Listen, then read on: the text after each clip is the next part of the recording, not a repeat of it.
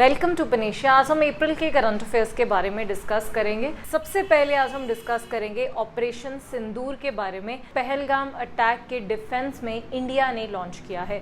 इस अटैक में इंडिया ने इन 9 प्लेसेस के ऊपर अटैक किया है, जिनमें से कुछ प्लेसेस पाकिस्तान ऑक्यूपाइड कश्मीर के एरिया में आती हैं और कुछ जो प्लेसेस हैं वो पाकिस्तान के एरियाज में आती हैं। These 9 places were the terrorist spots in Pakistan and PoK both the places. बहुत सारे ऐसे इंपॉर्टेंट टेररिस्ट ग्रुप हैं जिनके मिलिटेंट्स को यहाँ ट्रेनिंग दी जा रही थी और उनकी फैमिलीज और पूरे के पूरे जो ग्रुप थे वो इन एरियाज में रहते थे, इंक्लूडिंग एलईटी एंड जेईएम। इनके ये जो 2 मेन पॉइंट्स हैं, these first and second points, यहाँ पे ही सारे जो टेररिस्ट अटैक आज तक इंडिया में हुए उन सब की ट्रेनिंग हुई है। तो इंडिया ने स्ट्रेटेजिकली बहुत ही प्रिसाइज तरीके से, बहुत ही अच्छी एफिशिएंसी के साथ इन 9 प्लेसेस के ऊपर अटैक किया और ऐसा अटैक किया कि किसी भी सिविलियन का कोई नुकसान नहीं हुआ और कोई भी एक्स्ट्रा जो एस्केलेशन है वो हमें देखने को नहीं मिली है। तो इसके साथ रिलेटेड जो इम्पोर्टेंट इंफॉर्मेशन है, यूनाइटेड नेशंस का आर्टिकल 51 है। यूनाइटेड नेशंस का ये आर्टिकल ये कहता है कि कोई भी यूनाइटेड नेशन मेंबर अपने सेल्फ डिफेंस में या फिर रिटेलिएशन में अटैक कर सकता है। उस चीज की परमिशन यूनाइटेड नेशंस के हर एक मेंबर को दी जाती है। तो इंडिया ने ये जो अटैक किया ऑपरेशन सिंदूर के अंडर, वो इंडिया ने रिटेलिएशन में और अपने डिफेंस में किया। सो that is completely justified under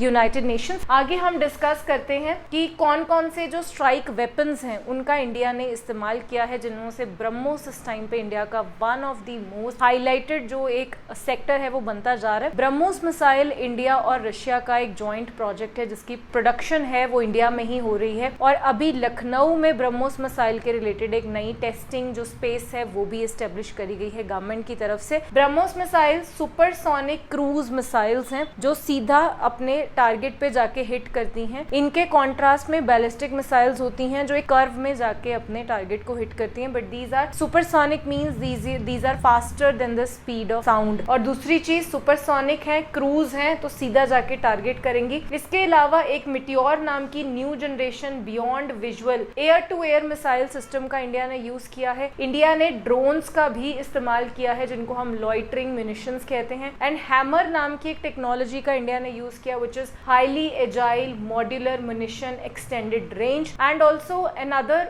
type of missiles that India has uses that is scalp missile, जिसको पूरा फुल फॉर्म है स्टॉर्म शैडो मिसाइल्स। ये एयर लॉन्च मिसाइल हैं और इनकी काफी लंबी रेंज है अप टू 450 किलोमीटर। तो इन 5 अलग अलग तरह के वेपन्स का इंडिया ने यूज किया ऑपरेशन सिंदूर को रिजल्ट देने के लिए एंड वेरी सक्सेसफुली इंडिया ने उस चीज को अचीव किया। अब पाकिस्तान में एक अटैक तो इंडिया की तरफ से हुआ जो इंडिया ने रिटेलिएशन में किया। दूसरा एक BLA नाम का ग्रुप है जिसने पाकिस्तान के ऊपर टेररिस्ट जो अटैक्स हैं वो लॉन्च कर दिए हैं। BLA का फुल फॉर्म है बलोच लिबरेशन आर्मी। बलोचिस्तान एक एरिया है पाकिस्तान का जो कल्चरली, लिंग्विस्टिकली और इकोनॉमिकली इंडिपेंडेंस चाहता है पाकिस्तान से, बेसिकली एक अलग कंट्री बनना चाहता है। वहाँ पे काफी ज्यादा सेपरेटिस्ट जो फीलिंग्स हैं वो एग्जिस्ट करती हैं लोगों में और ऐसे ही कुछ टेररिस्ट ग्रुप्स उन्होंने वहां पर बना चुके हैं। तो जैसे ही इंडिया ने डिफेंस में अटैक किया वैसे ही बलोच लिबरेशन आर्मी ने भी पाकिस्तान के ऊपर टेरर अटैक्स जो हैं उनको लॉन्च कर दिया है। नेक्स्ट हम बात करेंगे दिल्ली के बारे में। अब दिल्ली में क्योंकि नई नई बीजेपी गवर्नमेंट इलेक्ट हुई है तो उनका one of the main target जो है that is related to combating of air pollution. तो एयर पोल्यूशन को कंट्रोल करने के लिए अब दिल्ली गवर्नमेंट जो है वो क्लाउड सीडिंग की टेक्नोलॉजी लेकर आई है in collaboration with IIT Kanpur. IIT Kanpur already काफी बार क्लाउड सीडिंग की टेस्टिंग कर चुका है जिसको हम आर्टिफिशियल रेनफॉल भी कहते हैं। तो दिल्ली अभी उसने बजट एक तो एलोकेट किया है 3.21 करोड़ का, जिसमें पूरे NCR का जो एरिया है, दिल्ली NCR का जो एरिया है उस पूरे एरिया में क्लाउड सीडिंग के ट्रायल्स किए जाएंगे ताकि जब दिल्ली में पोल्यूशन अपने पीक पे पहुंच जाए, जब एयर क्वालिटी इंडेक्स 500 के आसपास पहुंच जाता है तो उस सिचुएशन में कैसे वो उन सिचुएशंस को कंट्रोल में लाएंगे with the help of cloud seeding.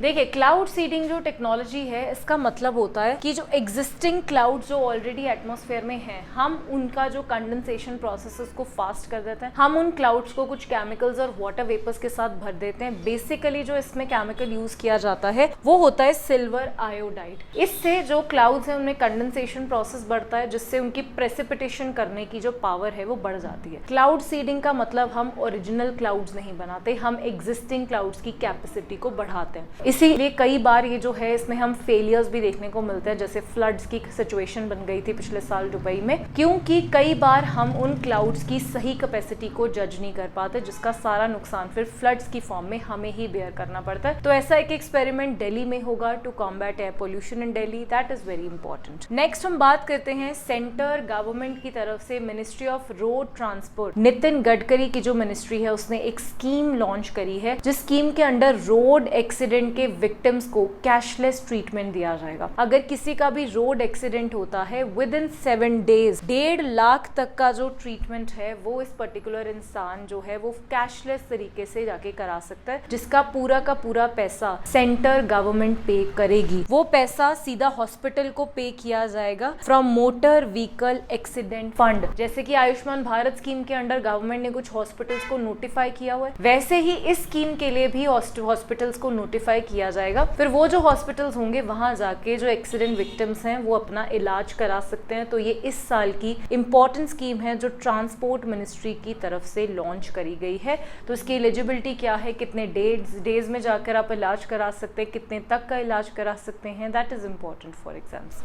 Next हम बात करते हैं INS अरनाला के बारे में। INS अरनाला की सबसे इंपॉर्टेंट चीज़ है, it is a new Indian naval ship जो 100% इंडिया में बनाया गया है। तो this is an important initiative under आत्मनिर्भर भारत। और अब जब वॉर में हमने उस चीज़ को ऑब्जर्व किया कि कैसे वॉर में हमारे पास इंडिजीनियस बिल्ड एसेट्स और इंडिजीनियस बिल्ड डिफेंस वेपन्स होने की कितनी ज़्यादा नीड होती है, this is a very important thing at present. INS Arnala जो है ये एक anti submarine shallow water craft है, मतलब शैलो वाटर्स में जो सबमरीन्स हैं उनको डिटेक्ट और उनके खिलाफ एक्शन लेने में ये जो शिप है ये काम कर सकता है। और इसको एक प्राइवेट पब्लिक पार्टनरशिप के अंडर बनाया गया है। प्राइवेट जो कंपनी है जिसने इसमें कंट्रीब्यूशन किया है that is L&T shipyard, Larsen and turbo नाम का एक शिपयार्ड है। और जो गवर्नमेंट कंपनी है जिसने इसमें कंट्रीब्यूट किया है that is garden reach ship builders and engineers नाम की कंपनी है। इन दोनों कंपनीज के कोलैबोरेशन से इस शिप को इंडिया में तैयार किया गया है और जल्द ही इसको कमीशन कर दिया जाएगा इंडियन नेवी के under. So this is the newest Indian naval ship जो हमारी नेवी में एड ऑन होने वाला है। नेक्स्ट हम बात करते हैं न्यू पोप का। अभी रिसेंट अपॉइंटमेंट हुआ है अमेरिकन कार्डिनल रॉबर्ट फ्रांसिस प्रिवोस्ट। इन्होंने हिस्ट्री बिल्ड करी है, ये पहले ऐसे पोप हैं जिनको अमेरिका में से इलेक्ट किया गया है। अभी लेटेस्ट जो पोप की डेथ हुई थी उसके बाद ही इज द न्यूएस्ट अपॉइंटमेंट। दुनिया भर में जितनी कैथोलिक चर्चेस हैं उन चर्चेस को लीड करेंगे अब ये। इससे पहले जिन पोप की डेथ हुई है वो अपने आप में एक रिकॉर्ड ब्रेकिंग चीज थी, because he was the first non European जो यूरोपियन कंट्रीज के बाहर जाके इलेक्ट हुए थे। He was from south America, वो उस कॉन्टिनेंट से बिलोंग करते थे। अब पहली बार नॉर्थ अमेरिका एक कॉन्टिनेंट से एक पोप को इलेक्ट किया गया है। ऑफिशियली जो ये नाम चूज किया है इन्होंने दैट इज पोप लियो 14। तो ये अपने आप में एक नाम इंपॉर्टेंट है एंड टिल द टाइम जब तक इनको अपॉइंट किया गया this is a very important appointment till then. Next बात करते हैं 164th birth anniversary of Rabindranath Tagore which is observed on 7th of May। 7th of May इनका बर्थ हुआ था बंगाल कोलकाता में at a place called Jorasanko Thakurbari on 7th May 1861। Famously इनको कहते हैं बार्ड ऑफ बंगाल। इसके अलावा भी कुछ नाम हैं जो रविंद्रनाथ टैगोर के निक नेम्स के तौर पे हम इंडिया में जिनको यूज करते हैं दैट इज गुरुदेव, कवि गुरु एंड विश्व कवि। ये इम्पॉर्टेंट नाम है। रविंद्रनाथ टैगोर का नाम इंडिया के सभी लोगों ने सुना होता है। इनकी सबसे इम्पॉर्टेंट जो अचीवमेंट है वो ये है कि नोबेल प्राइज की हिस्ट्री में he is the first Indian, first Asian and first non European to get a Nobel prize. और इनको नोबेल प्राइज लिटरेचर में मिला था फॉर हिज पोइट्री बुक का नाम था गीतांजलि, जो ओरिजिनली तो बंगाली में लिखी गई थी, फिर उसका जब इंग्लिश ट्रांसलेशन किया गया तो उसके लिए 1913 में इनको नोबेल प्राइज दिया गया। उसी चीज को रिकॉग्नाइज करते हुए 1915 में इंडियन गवर्नमेंट ने, जो उस टाइम पे ब्रिटिश इंडियन गवर्नमेंट थी, उन्होंने इनको नाइटहुड का टाइटल दिया था, जो इन्होंने जलियांवाला बाग इंसिडेंट के बाद वापस भी कर दिया था। एक बहुत इंपॉर्टेंट कंट्रीब्यूशन जो इन्होंने हमारी कंट्री में किया है दैट इज विश्व भारती यूनिवर्सिटी इन बंगाल। विश्व भारती इंडिया की एक आर्ट एंड क्राफ्ट यूनिवर्सिटी है जिसमें आर्ट, लिटरेचर, इन सब चीजों को पढ़ाया जाता है। और ये इकलौती ऐसी यूनिवर्सिटी है इंडिया की जिसके जो चांसलर हैं वो prime minister of the country होते हैं, जो आइडियली हमेशा प्रेसिडेंट को अपॉइंट किया जाता है। बंगाल का, बांग्लादेश का और इंडिया दोनों कंट्रीज का नेशनल एंथम इन्होंने लिखा है। इंडिया का जनगण मन एंड बांग्लादेश का अमर सोनार बांग्ला नाम का नेशनल एंथम है। He is the only individual in the world जिन्होंने 2 कंट्रीज का नेशनल एंथम लिखा है। So a very very important personality of India. अभी इनकी बर्थ एनिवर्सरी थी, तो उसके पॉइंट ऑफ व्यू से इनकी हिस्ट्री में से कोई भी क्वेश्चन एग्जाम में पूछा जा सकता है। नेक्स्ट हम बात करेंगे very very important topic human development report के बारे में। ह्यूमन डेवलपमेंट रिपोर्ट जो है ये रिलीज की जाती है यूनाइटेड नेशन डेवलपमेंट प्रोग्राम के तहत। जो ह्यूमन डेवलपमेंट का इंडेक्स है ये बनाया था Pakistani economist Mehboob ul Haq with the help of Indian economist Amartya Singh. तो इस साल का जो ये ह्यूमन डेवलपमेंट रिपोर्ट है that is important for India. India ने अपनी पोजीशन इसमें इंप्रूव करी है। 193 कंट्रीज में से इंडिया की पोजीशन जो पहले 133 हुआ करती थी अब वो 130 पे आ गई है। एंड नेक्स्ट ईयर तक ये अपने रैंकिंग याद रखनी है and it is one of the most important ranking जिसको हम कंसिडर करते हैं। इस साल का जो ये रिपोर्ट यूएनडीपी के अंडर पब्लिश हुआ है इसमें उन्होंने एआई के ऊपर काफी फोकस किया है कि एआई कैसे डेवलपमेंट में पॉजिटिव या नेगेटिव बोथ वेज में कैसे इम्पैक्ट करता है। टॉप कंट्रीज की बात करें तो none other than obviously European countries बहुत सालों से इंडेक्स को लीड करती हैं। इस साल फर्स्ट रैंक पे है Iceland, second is Norway, Switzerland, Denmark, Germany, Sweden तक आप देखिए आपको सिर्फ यूरोपियन कंट्रीज मिलेंगी। Then comes Australia, Hong Kong, China and Netherlands. और यूनाइटेड नेशंस इस रैंक में कभी भी टॉप पोजीशन पे नहीं आया but it is at rank 17 which is quite fair. India का रैंक बढ़ के 130 तक आ चुका है। So that is very very significant of India.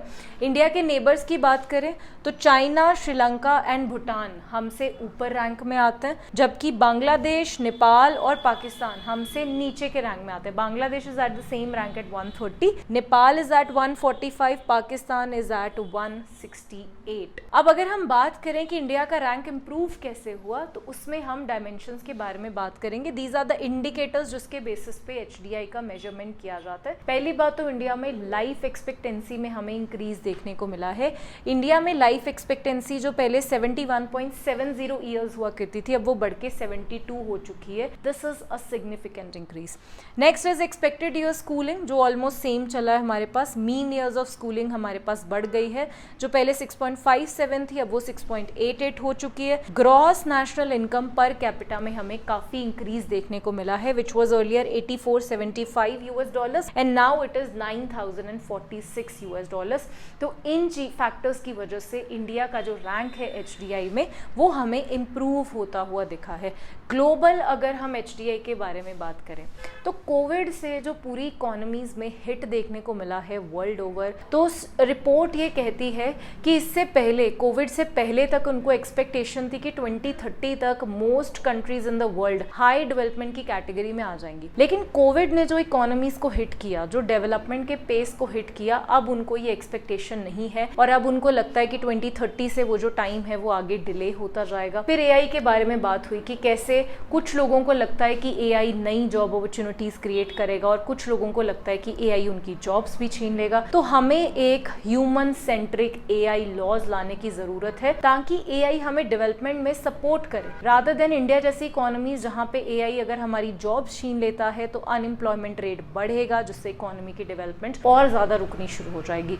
तो इस चीज को बेसिस बनाकर ये ह्यूमन डेवलपमेंट रिपोर्ट को रिलीज किया गया था। लास्ट रैंकिंग कंट्री की बात करें तो वो है साउथ सुडान, जो काफी सारे टाइम से एक सिविल वॉर में घिरा हुआ है। It is an African country जहां मिलिट्री एंड पैरामिलिट्री फोर्सेस आपस में लड़ रही हैं। तो politically, economically, socially there is a lot of instability in the country जिसमें डेवलपमेंट का कोई नामो निशान नहीं है।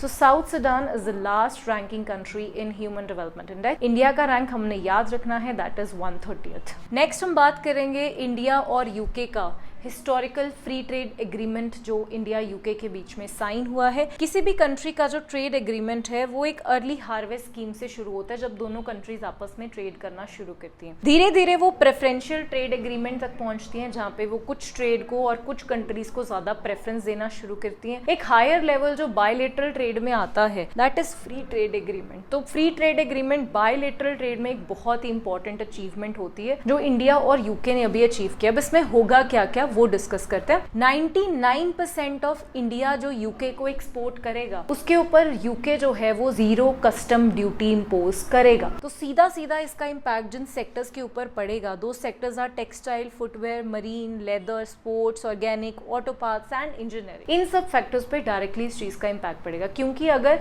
कस्टम ड्यूटी कम होगी तो हम ज्यादा एक्सपोर्ट करेंगे, ज्यादा एक्सपोर्ट करेंगे तो कंट्री में मैन्युफैक्चरिंग बढ़ेगी, जो इवेंचुअली हमारी कंट्री की जीडीपी ग्रोथ में टैरिफ्स है उसको कम कर दिया है गवर्नमेंट की तरफ से। एक जो इंडियन प्रोफेशनल यूके में काम करते हैं वो बहुत सालों से एक चीज की डिमांड कर रहे हैं। उनकी डिमांड ये है कि जब कोई इंडिया से यूके काम करने के लिए जाता है कुछ सालों के लिए उसका जो सोशल सिक्योरिटी कंट्रीब्यूशन है उसको बंद कर दिया जाए। तो अब यूके ने वो डिसीजन ले लिया कि अगर कोई इंडिया से यूके प्रोफेशनल काम करने के लिए जाता है तो इनिशियली 3 इयर्स के लिए उसको कोई भी सोशल सिक्योरिटी कंट्रीब्यूशन करने के लिए की जरूरत नहीं है। सारा का सारा जो पैसा है वो अपने पास रख सकता है और वो सारा पैसा अपने पास यूटिलाइज कर सकता है। FTA जो इंडिया के साथ साइन हुआ, ये यूके का ब्रेग्जिट के बाद का अब के बाद सबसे इंपॉर्टेंट एग्रीमेंट था जो उसने इंडिया के साथ किया। वर्ल्ड ओवर उसका ये सबसे इंपॉर्टेंट एग्रीमेंट था और ये एग्रीमेंट थैंकफुली इंडिया के साथ हुआ है। तो ये बहुत इंपॉर्टेंट एक सिग्निफिकेंट अचीवमेंट है इंडिया एंड यूके रिलेशंस में, जो एग्जाम के लिए भी बहुत इंपॉर्टेंट है। कौन कौन से सेक्टर्स उससे इम्पैक्ट होंगे, कौन सी ड्यूटीज, कौन से सेक्टर्स में ये काम करेगा, that is very important for exams. Next हम बात करते हैं पंजाब और हरियाणा में अभी एक भाखड़ा वाटर डिस्प्यूट चल रहा है जो काफी ज्यादा बढ़ ही जा रहा है। 1966 में जब प्रेजेंट पंजाब और हरियाणा का फॉर्मेशन हुआ तो एक बोर्ड बनाया गया था जिसका नाम था BBMB, Bhakra Beas management board, जो सतलुज और ब्यास दोनों रिवर्स के पानी का जो वाटर शेयरिंग सिस्टम है उसको डिसाइड करता है। तो BBMB जो है वो हर साल डिसाइड करता है कि कौन सी स्टेट को कितना पानी दिया जाएगा, जैसे पंजाब, हरियाणा, राजस्थान, हिमाचल एंड दिल्ली। तो एवरी ईयर की तरह BBMB ने इस साल भी जो शेयर था स्टेट्स को बता दिया कि कौन सी जो स्टेट है वो कितना पानी जो है शेयर कर सकती है। ये शेयर लेने के बाद हरियाणा ने एक्स्ट्रा वाटर की डिमांड शुरू की, क्योंकि हरियाणा का कहना है कि जो हिसार वगैरह का एरिया है वहां पर पीने के पानी की शॉर्टेज होनी शुरू हो गई है, जबकि पंजाब गवर्नमेंट ने वो पानी रिलीज करने से मना कर दिया है। नंगल डैम से वो जो पानी रिलीज होना था वो पंजाब गवर्नमेंट ने क्लियरली डिनाई कर दिया है कि हम वो पानी रिलीज नहीं करना चाहते। तो ये जो मुद्दा है अब ये भड़कता हुआ आगे सुप्रीम कोर्ट तक भी जाएगा, तो इनके ऊपर क्या डिसीजन होगा, that is the important thing. Punjab government का ये कहना है कि हम ऑलरेडी हरियाणा को उनके शेयर का 104% दे चुके हैं, अगर हम और दे देंगे तो आने वाले टाइम में पंजाब में पानी की शॉर्टेज हो जाएगी, क्योंकि पंजाब के जो रिजर्वॉयर्स हैं उनमें ऑलरेडी पानी पिछले साल से कम है। हरियाणा का कहना है कि पंजाब इस चीज के पॉलिटिक्स कर रहा है और सबसे ज्यादा इंपॉर्टेंस हमें ड्रिंकिंग वाटर फैसिलिटी को देनी चाहिए, तो लोगों तक पानी पहुंचाना उनके अकॉर्डिंग सबसे प्रायोरिटी चीज है। तो इस क्लैश में क्या रिजल्ट निकलेगा, दैट वी हैव टू सी। तब तक हम देख लेते हैं कि कॉन्स्टिट्यूशनल फ्रेमवर्क क्या कहता है related to water sharing mechanisms. State list में इंक्लूड किया जाता है कि हर स्टेट के पास पावर है अगर उसने water supply, irrigation, canal, drainage के ऊपर डिसीजन लेना है, किसी भी कैनाल के इन फैक्टर्स के ऊपर अगर डिसीजन लेना है तो वो स्टेट गवर्नमेंट के पास अथॉरिटी है। सेंटर गवर्नमेंट के पास अथॉरिटी है inter state reverse and valleys के रिलेटेड डिसीजन लेने की, तो इस चीज का डिसीजन कौन लेगा, सेंटर गवर्नमेंट लेगी in a very clear sense. Then there is a river board act 1956 जिसके अंडर सेंटर गवर्नमेंट के पास पावर है कि वो रिवर बोर्ड एस्टेब्लिश कर सकता है, just like one the BBMB भी एक रिवर बोर्ड है जो सेंटर गवर्नमेंट ने बनाया, और सेंटर गवर्नमेंट के पास ये पावर कहां से आती है, रिवर बोर्ड एक्ट 1956 के तहत। दूसरी चीज इंटरस्टेट वाटर डिस्प्यूट एक्ट है 1956 जिसके अंडर ऐसे सारे जो इंटरस्टेट डिस्प्यूट्स हो जाते हैं उनको सॉल्व करने के लिए गवर्नमेंट स्पेशल ट्रिब्यूनल्स बना सकती है। तो अभी BBMB और इस डिस्प्यूट का आगे क्या रिजल्ट निकलेगा या कहां तक ये केस जाएगा, क्या इसके लिए रिलेटेड कोई स्पेशल ट्रिब्यूनल बनता है, दैट विल सी, बट हमें इसका बेसिस पता होना चाहिए। बहुत सारी ऐसी स्टेट्स हैं इंडिया में जो ऐसे ही इंटर वाटर डिस्प्यूट्स में घिरी रहती हैं, तो पंजाब और हरियाणा, राजस्थान का हमेशा से मुद्दा चलता रहता है, तो उसका बेसिस हमें पता होना चाहिए। नेक्स्ट हम बात करेंगे इंडियाज फर्स्ट इंटरस्टेट चीता कॉरिडोर के बारे में, जो कि मध्य प्रदेश और राजस्थान में बनने वाला है। देखो बहुत सारी ऐसी स्टेट्स होती हैं जिनमें यहाँ से कोई फॉरेस्ट शुरू हो रहा है जो दूसरी स्टेट तक एक्सटेंडेड होता है, तो बीच में स्टेट बाउंड्री आ जाती है, तो एनिमल एनिमल्स के फ्री मूवमेंट के लिए उन बाउंड्रीज को खत्म कर दिया जाता है और वहां पर कुछ कॉरिडोर्स बना दिए जाते हैं। तो हमें पता है इंडिया में 1950-60s में चीतास खत्म हो चुके थे, हमने उनको री इंट्रोड्यूस किया 2019 में। इनिशियली इनको कूनो नेशनल पार्क मध्य प्रदेश में रखा गया, फिर उसके बाद इसी साल गवर्नमेंट ने उनको गांधी सागर नेशनल पार्क इन मध्य प्रदेश में शिफ्ट करने का डिसीजन लिया। अब मध्य प्रदेश से ये जो नेशनल पार्क है ये सीधा एक्सटेंड होकर राजस्थान तक जाती है। तो गवर्नमेंट ने यहाँ पर इंडिया का पहला चीता कॉरिडोर बनाने का डिसीजन लिया है, जो 3 अलग अलग चीजों को कलेक्ट करेगा। 17,000 स्क्वायर किलोमीटर का ये कॉरिडोर होगा, जो कि Palpur Kuno national park and Gandhi Sagar sanctuary, ये दोनों मध्य प्रदेश में है, इनको कनेक्ट करेगा किसके साथ? Mukundra hills tiger reserve in Rajasthan. तो ये जो पूरा कॉरिडोर है, यहाँ पे चीतास को फ्री मूवमेंट दिया जाएगा ताकि हम उनकी पॉपुलेशन को बढ़ा सकें, उनकी पॉपुलेशन को कंजर्व कर सकें और उनको एक अच्छा एनवायरनमेंट मिल सके। So these were all the current affairs from April 2nd week. बने रहिए हमारे साथ हमारे यूट्यूब चैनल पर।